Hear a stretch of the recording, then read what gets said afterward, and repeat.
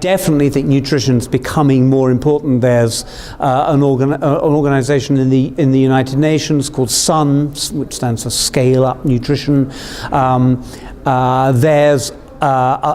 Nutrition has become a sort of component to a lot of development talk and development work. Official aid agencies are much more concerned about the nutritional consequences of what they do. And there's a great deal of new work which focuses on the extreme nutritional importance of the first 1,000 days of after conception. So during pregnancy and the first 2.5 years of life.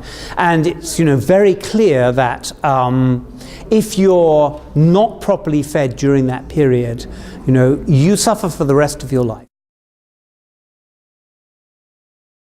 There are a billion people who are malnourished in the sense that they don't have enough calories, and they attract a lot of attention. But there is also a billion people who don't have enough vitamins. This is sometimes called hidden hunger. On top of that, there's perhaps, we don't know, a billion people who are malnourished in the sense that they have way too much to eat. They're obese.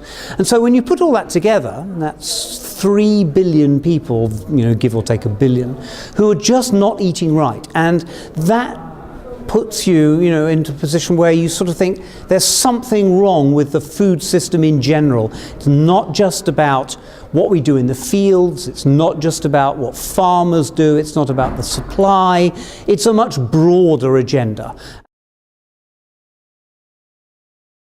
It's one of the reasons that the MDGs were successful in kind of, getting a lot of support behind them, was their simplicity. Halve poverty within a certain period of time.